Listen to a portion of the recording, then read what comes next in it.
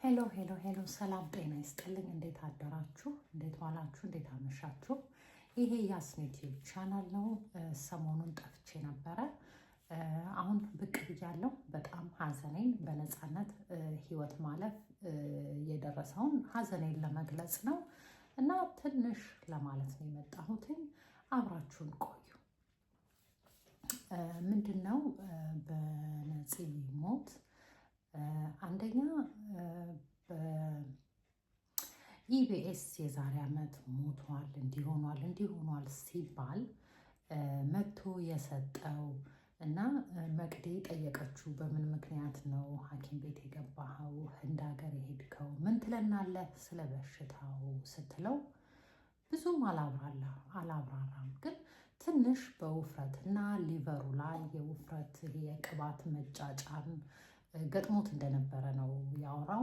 ወይ አንዴ እሱን አይተን እንመለስ። መሙ እንኳን ያውን እንደዚህ ነው ምናምን ከሚባል ኦልሬዲ የመዳን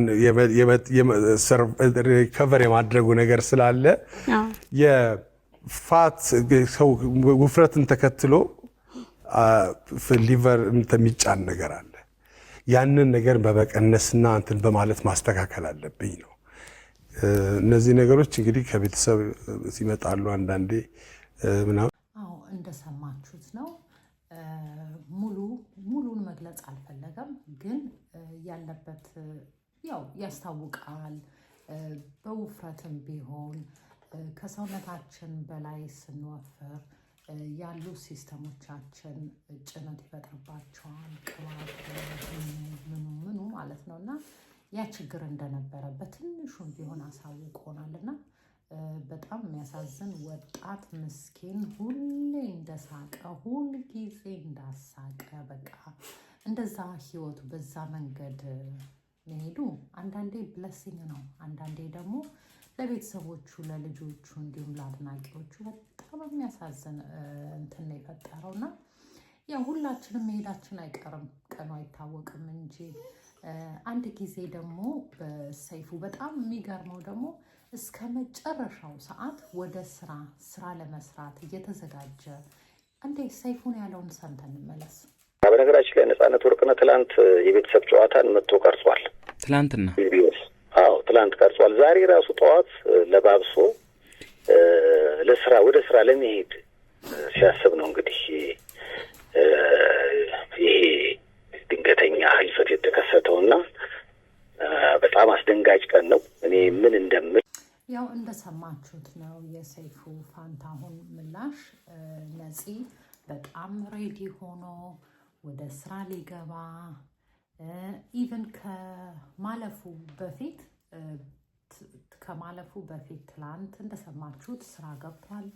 ከዛ ደግሞ በሚያልፍበት ቀን ደግሞ ስራ ተዘጋጅቶ ምናምን ነው ህይወቱ ያለፈው እና በጣም የሚገርምም የሚያሳዝንም በጣም ደግሞ እድለኛም የሚያስብል አንድ አይነት ፊሊንጎች ነው እንትን ያለው እና በወጣት እድሜ ነው ህይወቱ ያለፈው። ገና በጣም ብዙ የሚጠበቅ ወጣት ነው። በአሁኑ ሰዓት እስከ 100 ሰው ይኖራል፣ እስከ 80 እስከ 90 ምናምን እንደምናየው ቴክኖሎጂው በሁሉ ነገር ማለት ነው እና እሱ ገና ብዙ ይቀረው ነበረ። ላይክ ጌታ ነፍሱን ትማረውና እኔ ከዚህ የተማርኩበት ማለት ነው ለልጆቹ፣ ለአድናቂዎቹ፣ ለዘመዶቹ በጣም አንጀት ይሰብራል። ነገር ግን ደግሞ እንደ እሱ በሱ ሳይድ እንደ ሟች ሆናችሁ ስታስቡት ካኒማጅን አንዳንድ ጊዜ በጣም ብዙ አርቲስቶች ወይም ደግሞ በጣም ሰው ታሞ ሰው ፊት ሄዶ ተለምኖ ውጭ ተኪዶ በቃ ያለው ፕሮሰስ እየታመው ማለት ነው እና ከዛ እግዚአብሔር አውጥቶታል። አስቡት እስከ ሞት እስኪመጣ ድረስ ስራውን የሚወደውን ስራ እየሰራ ሞት እስኪመጣ ድረስ በቃ አልበገር ብሎ ቆሞ እየሄደ ዘንጦ ሄዶ ሰውን ለማዝናናት በቃ ምን አይነት እድለኛ ነው። አልጋ ላይ ሳይማቀቅ ቁጭ ብሎ በቃ ይሄ ያለው አንዳንድ ጊዜ ሞት የሚያስፈራው እኮ መሞት አይደለም ያለው ፕሮሰስ ነው። ላይክ ከመሞታችን በፊት ያሉት እንደዚህ ባንዴ ጸጥ ከተባለ ሞት ላያስፈራን ይችላል። እና እሱ በሚገርም ሁኔታ ወደ ጌታ ሄዷል።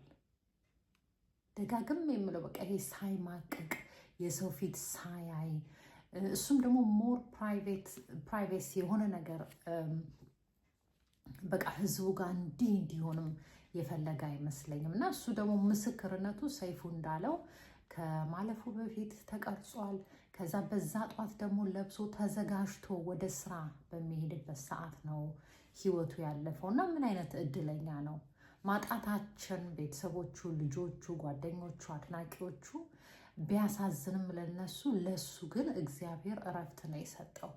በቃ ፖይንቱ እንድትይዙልኝ የፈለኩት ሞት አይደለም የሚያስፈራው፣ የሞት ፕሮሰስ በቃ እግራቶ ተማቆ ኩላሊት ሲፈለግ በቃ ዘንድሮ የምናያቸው ቲቪ ላይ ፕሮግራሞች ላይ አሉና የእሱን ስታስቡት ወይ ጌታዬ እንዲህ በሰላም መሄድም ካለ የምንልበት እንዲያስብለን ነው። እና በጣም እድለኛ ነው። በጣም በጣም በጣም እግዚአብሔር እኔ ምን ሲጸልይ እንደነበረ አላቅምና የተሳካለትና በዚህኛው ዓለም ባናየውም በስጋ እንደዚህ ባናየውም ያለበትን ሰዓት በምድር ላይ የተሰጠውን ሰዓትና ገደብ ጨርሶ ወደ እግዚአብሔር እንደሄደ ነው የሚሰማኝ። እግዚአብሔር ነፍሱን በአጸደ ገነት ታሳርፍልን። በጣም በጣም የሚያሳዝን ወጣት ነው። ልጆቹ አይካን ኢማጅን ሲያሳዝኑ ማለት ምንም ቢሆን ምንም በሰላምም ቢሞት የምትወዱትን ሰው ማጣት በጣም ከባድ ነው።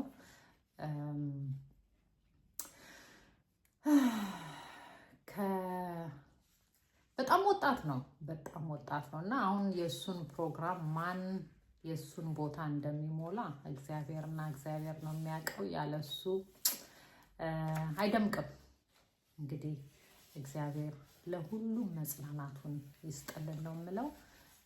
ዊነፂ ምስኪንዬ ሲያሳዝን ደግሞ ፈገግታው ምኑ አንዳንድ ጊዜ እንደዚህ በጣም ኮሜዲያን የሆኑ ሰዎች በቃ ከራሳቸው አልፈው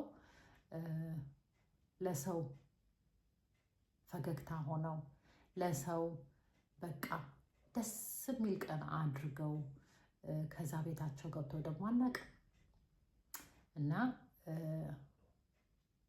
እንግዲህ ምን ያሻኛል ከምድር ከሚታየው ሀብት ይልቅ የአምላኬ ፍቅር ማርኮኛል። የምድር ዝና ከበሬታ አላፊ ነው ትቼዋለሁ። የአምላኬ ክብር ባለበት የኔስ አገር በሰማይ ነው። ቃሉ እንደሚናገረው ሃሌሉያ ይሰማል። ልንምፈልገው እግዚአብሔር ነፍሱን በአጸደ ገነት ታሳርፍልን። ጽዬ ነፍስን ይማረው ነው የምለው። አመሰግናለሁ። መልካም ቀን ለሁላችሁ ባይ